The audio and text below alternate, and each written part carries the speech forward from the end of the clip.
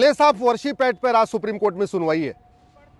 हमारी पीआईएल का विरोध करने के लिए 20 से ज़्यादा याचिकाएं फाइल हुई हैं।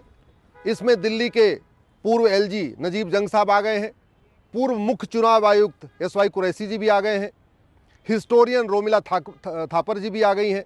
ऐसे कई पूर्व सूचना आयुक्त, बहुत सारे पुराने नौकरशाह आ गए हैं, कई नेता अभिनेता भी आ गए हैं, लेखक बुद्धिजीवी भी आ गए हैं, पत्रकार कलमकार भी आ गए हैं, आरजेडी के सांसद मनोज झा भी आ गए हैं, ओवैसी जी की पार्टी के लोग भी आ गए हैं, सीपीआई तो खुद ही आ गई है। तो कई पॉलिटिकल पार्टियां भी आ गई हैं, कई नेता अभिनेता लेखक बुद्धिजीवी पत्रकार कलमकार भी आ गए। उनका ये कहना है कि जो हमारी याचिका है उसको खारिज कर दिया जाए और प्लेस ऑफ वर्शिप एक्ट को बरकरार रखा जाए। पहली बात तो प्लेस ऑफ वर्शिप एक्ट को जरा ध्यान से गूगल करके ध्यान से पढ़िए। ये प्लेस ऑफ वर्शिप एक्ट है, प्लेस ऑफ प्रेयर एक्ट नहीं है। प्लेस ऑफ वर्शिप मतलब पूजा स्थल और प्लेस ऑफ प्रेयर मतलब प्रार्थना स्थल। तो ये पूजा स्थल की बात करता है, न कि प्रार्थना स्थल की, यानी मंदिर की बात करता है, न कि मस्जिद की बात करता है। दूसरा, ये कानून आइडेंटिटी की बात नहीं करता, ये कानून कैरेक्टर की बात करता है। प्लेस ऑफ वर्शिप एक्ट ये कहता है कि जो प्लेस ऑफ वर्शिप है उसका रिलीजियस कैरेक्टर कंटिन्यू रहेगा। जो 1947 में था वही कंटिन्यू रहेगा। हमारा भी ये कहना कंटिन्यू रहना चाहिए। जो मंदिर है उसका कैरेक्टर कंटिन्यू रहना चाहिए।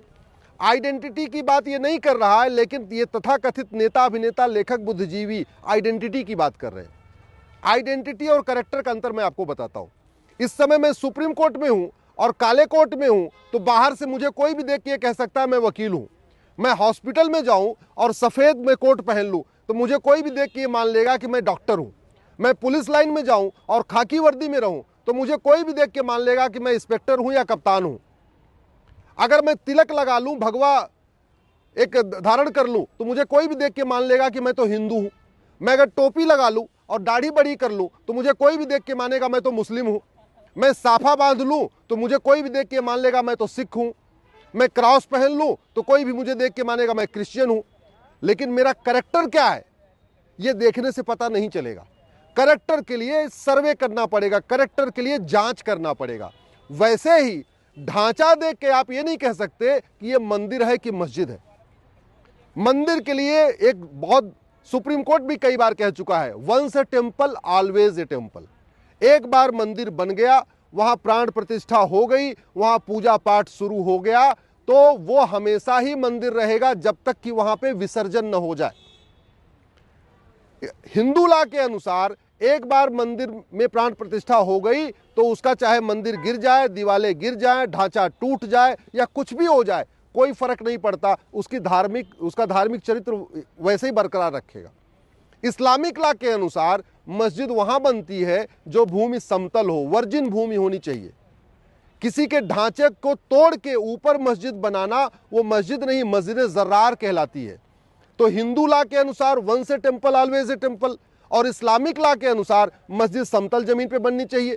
मस्जिद जो जमीन हो वो या खरीदी गई जमीन हो या पुश्तैनी जमीन हो या किसी ने अपनी इच्छा से दान किया हो।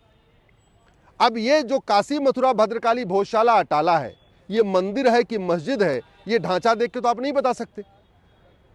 आपको उसका जांच करना पड़ेगा। और दूसरी बात ये कि कुछ लोग कहना नहीं वहां तो नमाज पढ़ी जा रही इसलिए वो मस्जिद हो गई। मैं दिल्ली में यहाँ पे जामा मस्जिद है, बड़ी फेमस मस्जिद है, हर फ्राइडे को बड़ी नमाज होती है।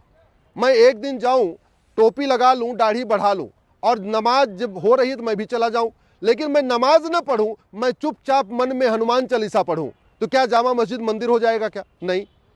ऐसे ही हमारे मंदिर में कोई आके नमाज पढ़ दे तो हमारा मंदिर मस्जिद नहीं हो जाएगा। किसी गुरुद्वारे में जाके कोई नमाज पढ़ दे चुपचाप बिना बताए तो गुरुद्वारा भी जो है वो मस्जिद नहीं हो जाएगा। किसी जैन मंदिर में कोई जाके नमाज पढ़ दे तो जैन मंदिर मस्जिद नहीं हो जाएगा। पार्क में आप नमाज पढ़ दीजिए तो पार्क भी आपका मस्जिद नहीं हो जाएगा। सड़क किनारे आप नमाज पढ़ दीजिए तो सड़क भी मस्जिद नहीं हो जाएगा। मस्जिद के लिए 3 कंडीशन है। जमीन समतल होनी चाहिए, जमीन खरीदी गई होनी चाहिए, या जमीन अपनी इच्छा से दान की हुई होनी चाहिए। जबरन किसी की जमीन लेके उस पर मस्जिद नहीं बनती, उसको मस्जिद जर्रार कहते हैं। दूसरों के ढांचे के ऊपर कब्जा करके मस्जिद नहीं बनती, उसको मस्जिद जर्रार कहते हैं और वहाँ नमाज पढ़ना हराम माना गया है।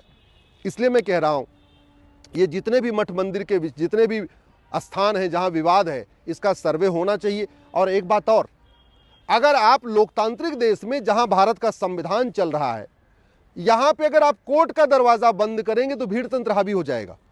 ये जो कई सारे नेता, अभिनेता, लेखक, बुद्धिजीवी, पत्रकार आए हैं, उनकी एक ही दलील है कि अगर प्लेस ऑफ वर्शिप एक्ट खत्म हो जाएगा तो अराजकता फैल जाएगी। तो वो इनडायरेक्टली वो सुप्रीम कोर्ट को धमकी दे रहे हैं, माननीय जजों को धमकी दे रहे हैं, और ये कह रहे हैं कि अगर आपने इसको सर्वे को कंटिन्यू किया तो संभल जैसी पत्थरबाजी होगी। बड़ी सीधी सी बात है, अगर 20 करोड़ लोग पत्थरबाजी कर सकते हैं तो 100 करोड़ लोग भी पत्थरबाजी कर सकते हैं। और अगर 100 करोड़ लोगों ने पत्थरबाजी शुरू कर दिया तब क्या होगा फिर? तो कम से कम ये पत्थरबाजी वाली दलील तो न दें, बिल्कुल न दें। भारत स्वतंत्र हो चुका है, भारत संप्रभु राष्ट्र है, और ये लड़ाई हिंदू और मुस्लिम की नहीं, ये लड़ाई भारत की संप्रभुता और विदेशी आक्रांताओं के बीच में है। वैसी दरिंदे आए, उन्होंने मठ मंदिर तोड़ा, उसके ऊपर मस्जिद बनाई, अब वो चले गए। जब चले गए तो गुलामी का निशान मिटना चाहिए, तभी तो हम संप्रभु कहलाएंगे। भाई बड़ी सीधी सी बात है, अगर बाबर, हुमायूं, तुगलक, गजनी, गोरी को मस्जिद बनाना था नमाज पढ़ने के लिए तो जमीन खूब खाली पड़ी हुई थी, अयोध्या में खूब जमीन थी, उन्होंने केवल जन्मभूमि के ऊपर ही क्यों बना दिया? बनारस में खूब खाली जमीन थी, उन्होंने बाकायदा मंदिर के ऊपर मस्जिद क्यों बनाया? मथुरा में खूब जमीन खाली पड़ी थी, वो कहीं भी मस्जिद बना लेते, लेकिन नहीं, जन्मभूमि के ऊपर ही मस्जिद बनाया। आक्रांताओं ने एक भी मस्जिद समतल जमीन पे नहीं बनाया।